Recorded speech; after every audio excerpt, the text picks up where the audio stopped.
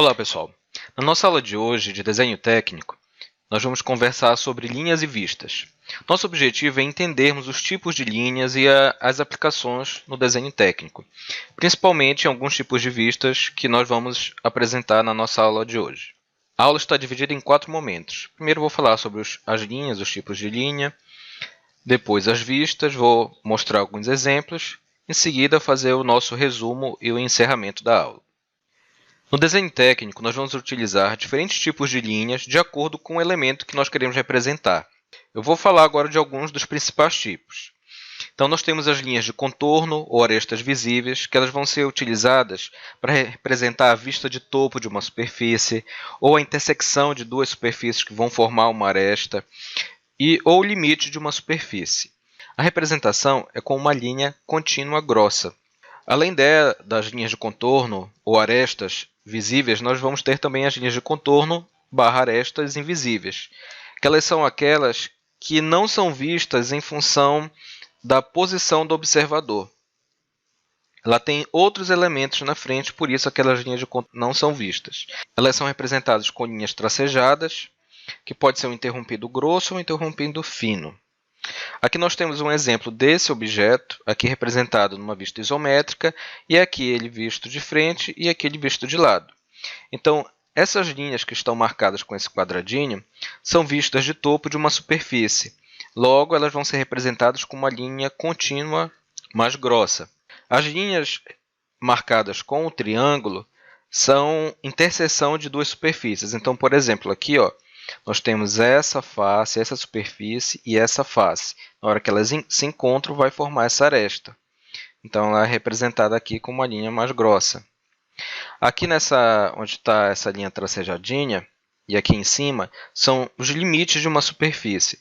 Porque aqui nós não temos uma face, um plano, nós temos uma superfície que é curva, que é esse furo e essa parte externa aqui. Então, chega um momento que é delimitado o limite dela, considerando essa vista. Nesse caso aqui, como esse limite, nós temos elementos na frente dele, nós temos essa face, nós temos essas faces, ela vai ser representada com uma linha tracejada, com uma linha invisível. Já nesse elemento, que eu estou destacando aqui, já vai ser representado com uma linha de contorno, com uma linha contínua grossa. Nós temos também as linhas de eixo, que são linhas de simetria ou que vão demarcar o posicionamento de furos e circunferências. Eles são representados com essa linha mista fina, que vai ter um tracejado longo e curto, um traço longo, um traço curto e assim vai. E essas linhas elas se estendem ligeiramente em relação ao contorno do desenho. Então, nós temos aqui esse exemplo, em que nós temos a linha mista para indicar um eixo de simetria. Por que um eixo de simetria? Porque vou mostrar aqui que eu acho que é mais simples. Aqui. Por que um eixo de simetria? Porque este lado dessa peça é igual a esse. Tá? E também, observem aqui que nós temos todo esse elemento aqui feito com uma linha tracejada. No caso, isso aqui é até uma linha tracejada com um tracinho duplo aqui, que é para indicar trajetórias de peças móveis, como está dito aqui no slide. Aqui nós temos também o tracejado misto, que é para indicar um eixo. Nessa tabela, nós temos os vários tipos de linha e as suas aplicações, a descrição e a sua aplicação. Eu não vou falar de todas elas agora, porque a gente vai ver ao longo das aulas, inclusive deste momento agora, quando nós formos falar sobre as vistas, em próximas aulas, quando nós formos falar sobre cortes e assim por diante. O que é interessante aqui é que vocês observem que cada tipo de linha vai ter uma aplicação, ou várias aplicações. Então, como já falamos, tem a linha contínua grossa, que vai ser utilizada para linhas de contorno visível, arestas visíveis. Temos a linha contínua fina, que vai ser utilizada para as linhas de cota, linhas de chamada, linhas de referência, arestas fictícias, tracejado, enfim, vários usos. Tá? E assim por diante. Alguns deles a gente vai ver daqui a pouquinho. Utilizando essa tabela, com essas identificações aqui, E essa imagem, vocês podem ver a aplicação de cada um desses tipos de linha. Vamos falar agora sobre as vistas. Mas nós já não conversamos sobre isso em aulas passadas? Sim, nós falamos sobre aquelas principais vistas que são obtidas a partir da técnica da projeção paralela, em que nós vamos ter a vista frontal, a vista lateral esquerda, lateral direita, vista posterior, a vista inferior e a vista superior. Só que pode ocorrer que somente essas vistas não vão nos permitir representar o objeto na sua totalidade, em todos os detalhes necessários para o projeto. Então nós precisamos conhecer outros tipos de vista. E ainda assim, considerando essas vistas padrão que nós temos, às vezes ocorre que não é necessário representar todas as 6 vistas para nós termos um entendimento do objeto. Nós precisamos entender quais são as vistas necessárias. Nós vamos partir da vista principal, que é aquela vista que tem maior informação sobre o objeto, sobre a forma do objeto. Primeiro passo, quando eu vou representar um objeto, principalmente se esse objeto não tem uma forma, uma frente cujo senso comum já defina que aquela é a frente do objeto, como a frente de uma cadeira ou a frente de um armário. Pode ser um objeto mais abstrato. Como é que eu vou definir a frente desse objeto na hora de representá-lo no desenho técnico? Primeiro, escolher a vista principal, tem que ser aquela com a maior quantidade possível de informação. Em seguida, eu tenho que definir um número de vistas suficiente para definir essa peça que eu estou trabalhando. Essas vistas devem conter o menor número possível de linhas invisíveis e o máximo possível de linhas visíveis. Então, se eu tenho duas vistas semelhantes, uma lateral esquerda e uma lateral direita, e elas são muito parecidas, eu posso usar esse critério. Qual é que tem mais linhas visíveis? É a lateral esquerda, por exemplo. Então, essa é que tem que ser priorizada na hora da representação. E se nós vamos representar todas as vistas do objeto na mesma folha, de preferência que o espaçamento entre as vistas seja o mesmo. Nós temos aqui alguns exemplos. Essa forma é uma forma extremamente simples. Somente essas duas vistas já me permitiriam entender como é o objeto. Essa forma aqui, por exemplo, eu tenho uma vista... Vamos considerar que aqui é a vista frontal, a frente do objeto, aqui uma vista lateral e aqui uma vista superior. O que ocorre? Essa vista superior ela não é necessária, considerando a forma muito simples do objeto. Então, duas vistas resolveriam. Percebam que a vista principal das duas formas é igual, tá vendo? Só que o que vai definir a forma são as outras vistas. As outras vistas é que vão nos ajudar a entender o formato do objeto. A diferenciar que este desenho aqui não se trata do mesmo sólido, são sólidos diferentes. Nós temos aquelas 6 vistas possíveis e, além delas, nós podemos ter vistas auxiliares, quando partes do objeto não são paralelos ao plano de projeção. Geralmente, nesses casos é que ocorrem. O que isso quer dizer quando partes do objeto não são paralelas ao plano de projeção? Se nós observarmos esse desenho aqui, nós temos essa face. Essa face ela não é paralela a nenhum plano de projeção. Essa daqui é paralela a esse. Esta face é paralela a este plano. Essa face é paralela a este. Essa daqui não é. Então é possível que aqui houvesse algum detalhe que eu quisesse representar. Dentre as vistas auxiliares possíveis, eu tenho as vistas deslocadas e as vistas parciais. As vistas deslocadas são utilizadas principalmente nesse caso quando partes do objeto não são paralelas ao plano. E é uma representação fora da sua posição correta, entre aspas. Aqui, nesse exemplo, nós temos esse elemento aqui. Eu quero representar como é esta parte superior aqui do objeto. Se eu fosse fazer uma vista superior, não seria esse o desenho.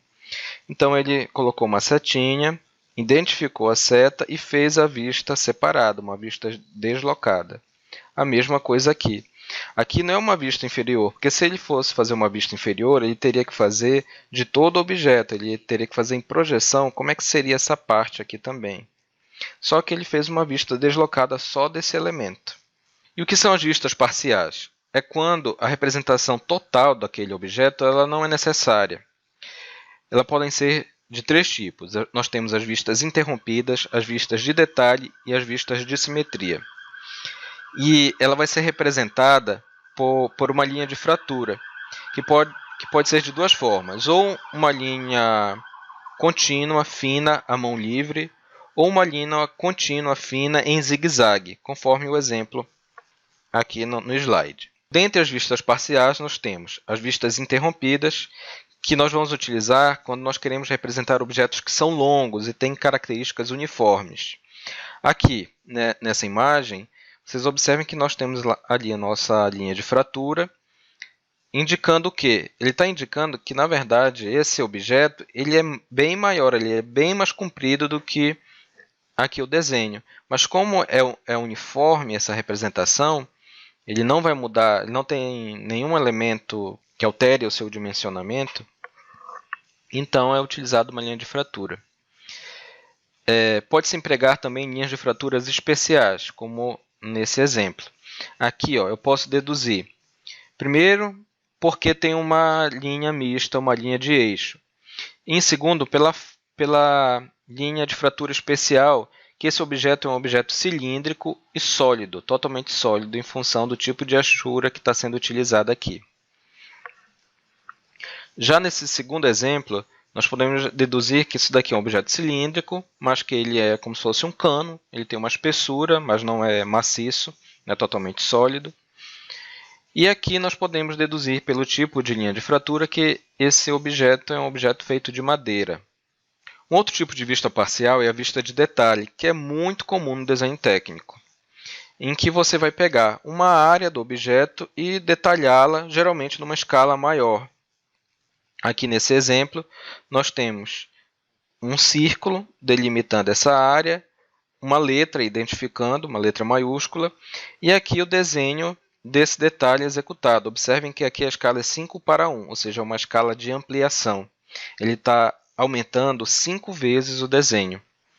E aqui ele está representando com uma linha de fratura essa parte para indicar que o objeto ele continua, certo? Ele tem uma continuidade. A mesma coisa aqui, que ele tem uma linha de fratura para indicar que o objeto tem uma continuidade.